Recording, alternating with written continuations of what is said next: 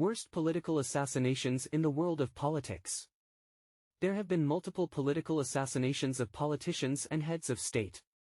Political assassinations have been happening since 2270 BC. Let's have a look at some of the worst political assassinations that have happened in the last 6 decades.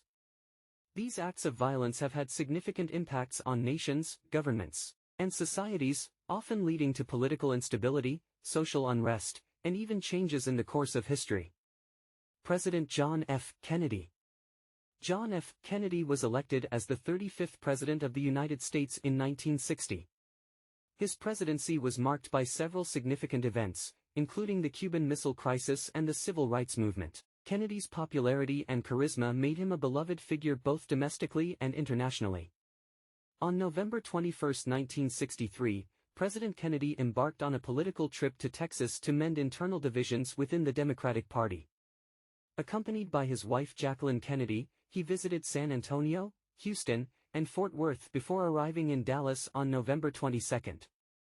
On that fateful day, President Kennedy's motorcade traveled through Dealey Plaza in downtown Dallas. At approximately 12:30 p.m., shots were fired at the motorcade from a 6th-floor window of the Texas School Book Depository building. The president was struck by 2 bullets, one in the upper back and another in the head.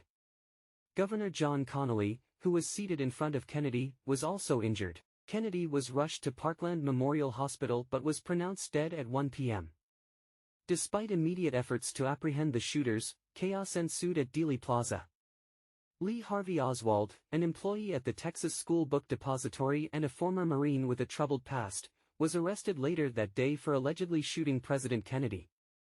In the aftermath of the assassination, President Lyndon B. Johnson established the Warren Commission to investigate the events surrounding Kennedy's death.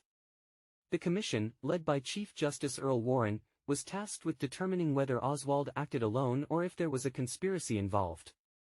The Warren Commission concluded in its 1964 report that Lee Harvey Oswald acted alone in assassinating President Kennedy. According to their findings, Oswald fired 3 shots from the 6th-floor window of the Texas School Book Depository using a Manlechuk Arcano rifle.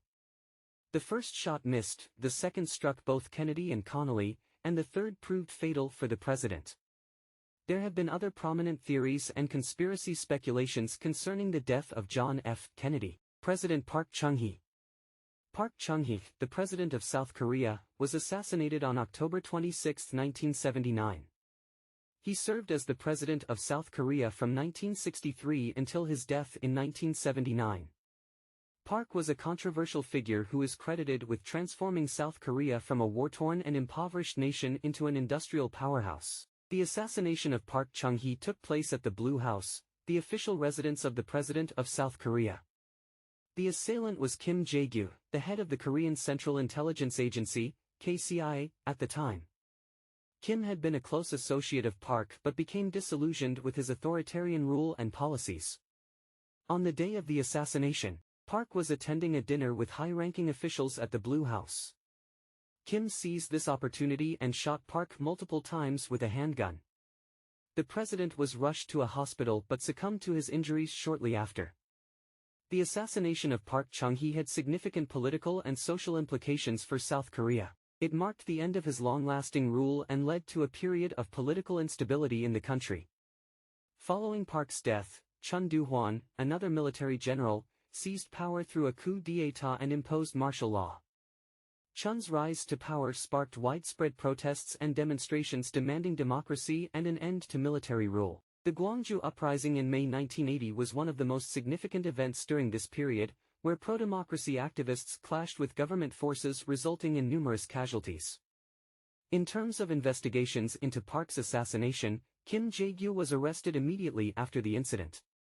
He confessed to killing Park but claimed it was for the sake of national security. Kim was subsequently sentenced to death and executed in 1980. President Anwar Sadat. Anwar Sadat, the president of Egypt, was assassinated on October 6, 1981. The assassination took place during a military parade in Cairo, Egypt. Sadat's assassination was a significant event in Egyptian history and had far-reaching implications for the country and the Middle East as a whole. The assassination of Anwar Sadat was carried out by a group of Islamist extremists who opposed his peace treaty with Israel. The group responsible for the assassination was known as the Egyptian Islamic Jihad, EIJ, led by Khalid Islambuli. Islambuli and his accomplices infiltrated the military parade disguised as soldiers and attacked Sadat's reviewing stand with automatic weapons and hand grenades. During the attack, Sadat was fatally wounded, along with several other high-ranking officials and foreign dignitaries. Despite being rushed to the hospital, Sadat succumbed to his injuries and was pronounced dead later that day. The attack shocked the nation and sent shockwaves throughout the international community. Prime Minister of India, Indira Gandhi. The assassination of Prime Minister Indira Gandhi was a tragic event that occurred on October 31, 1984. Indira Gandhi, the first female Prime Minister of India, was assassinated by her own bodyguards at her residence in New Delhi. The events leading up to the assassination can be traced back to Operation Blue Star, which took place in June 1984. Operation Blue Star was a military operation ordered by Indira Gandhi's government to remove Sikh militants who had taken refuge inside the Golden Temple complex in Amritsar. The operation resulted in significant damage to the temple and the loss of many lives, including those of innocent civilians. The assassination of Indira Gandhi was carried out by two of her Sikh bodyguards, Bent Singh and Satwant Singh. On the morning of October 31st, as Indira Gandhi was walking towards her office from her residence, Bent Singh fired 3 shots at her from his service revolver. The Prime Minister was rushed to the All India Institute of Medical Sciences but succumbed to her injuries and was pronounced dead. The assassination of Indira Gandhi had a profound impact on India and its political landscape. The news of her death led to widespread riots and violence against Sikhs in various parts of the country. Thousands of innocent Sikhs were killed or displaced during this period, as mobs targeted Sikh homes, businesses, and Gurdwaras, Sikh temples. The violence continued for several days before the government managed to restore order. Olof Palme, Prime Minister of Sweden. On the evening of February 28, 1986, Palme and his wife, Lisbeth, left a movie theater in central Stockholm and began walking home. As they walked down Sveavägen, a busy street in the city, a man approached them from behind and fired several shots at close range. Palme was hit in the head and chest, and he died shortly thereafter. His wife was also injured in the attack but survived. The assassination was witnessed by numerous people, including passers-by and police officers who were patrolling the area. The killer was described as a tall, blond man wearing a black jacket and jeans. He fled the scene immediately after the shooting and was never caught. The investigation into Palme's assassination was led by the Swedish police and was one of the most extensive and high-profile investigations in Swedish history. The police collected evidence and interviewed hundreds of witnesses, but no one was ever charged with the crime. Over the years, several suspects have been identified and investigated, but none have been convicted. Some of the most prominent suspects include Christer Pettersson, a former criminal who was arrested and charged with the murder, but was acquitted due to lack of evidence. Stig Engström, a former journalist who was suspected of being the killer, but was later cleared of any involvement. Jan-Erik Olsson, a bank robber who was suspected of being the killer, but was later cleared of any involvement. Despite the efforts of the police and the many theories and suspects that have been put forward, the assassination of Olof Palme remains unsolved. Israel Minister Yitzhak Rabin. On the evening of November 4, 1995, Yitzhak Rabin attended a peace rally held in Tel Aviv's Kings of Israel Square, now known as Rabin Square. The rally was organized to show support for the peace process and to call for an end to violence in the region. As Rabin was leaving the rally, he was approached by Yigal Amir, an extremist Jewish law student who opposed the Oslo Accords. Amir fired 3 shots at close range, hitting Rabin twice in the back. Despite efforts to save his life, Rabin succumbed to his injuries and was pronounced dead at a nearby hospital.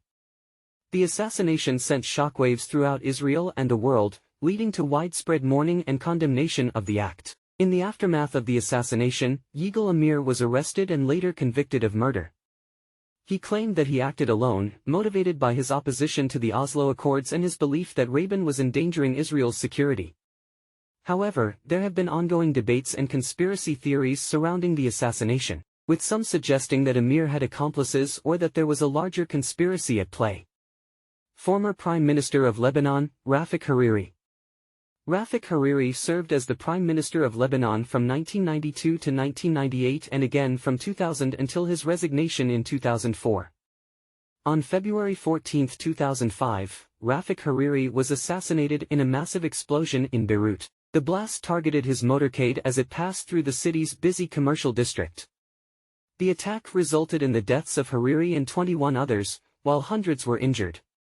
The assassination sent shockwaves throughout Lebanon and the international community. It led to widespread protests in Beirut, with thousands of people demanding justice for Hariri's death and calling for an end to Syria's influence in Lebanese politics. The Lebanese government faced immense pressure to investigate the assassination thoroughly and bring those responsible to justice. In response to these demands, the United Nations Security Council established an international investigation into Hariri's assassination. The investigation was led by German prosecutor Detlev Melis and later by Belgian prosecutor Serge Brammertz. Their work focused on gathering evidence, conducting interviews, and analyzing intelligence to determine who was behind the attack. The investigation initially pointed toward Syrian involvement in Hariri's assassination. This led to increased tensions between Lebanon and Syria, as well as strained relations between Lebanon and other countries in the region. Syria denied any involvement in the assassination and criticized the investigation as politically motivated. Over time, the investigation expanded its scope and implicated members of Hezbollah, a powerful Lebanese political and military organization, in the assassination. The evidence suggested that the attack was a carefully planned operation involving a sophisticated network of individuals and organizations. In 2011, the Special Tribunal for Lebanon, STL, was established to prosecute those responsible for Hariri's assassination. The STL is an international tribunal based in The Hague, Netherlands, and operates under Lebanese law. It is the first tribunal of its kind to deal with terrorism as a distinct crime. The trial at the STL began in 2014 and lasted for several years. It involved multiple defendants, including members of Hezbollah. The proceedings were complex and included testimonies from witnesses, analysis of forensic evidence, and examination of telecommunications data. In August 2020, the STL delivered its verdict, finding one member of Hezbollah guilty of conspiracy to commit a terrorist act but acquitting 3 other defendants due to insufficient evidence. The verdict was seen as a significant milestone in the pursuit of justice for Hariri's assassination. Jovenel Moïse, the President of Haiti. The assassination of Jovenel Moïse, the President of Haiti, was a tragic event that occurred on July 7, 2021. Moïse was assassinated in his private residence in Pétionville, a suburb of the capital city, Port-au-Prince. The incident sent shockwaves throughout Haiti and the international community, leading to widespread condemnation and calls for justice. Jovenel Moïse was a controversial figure who had been facing significant political unrest and opposition during his presidency.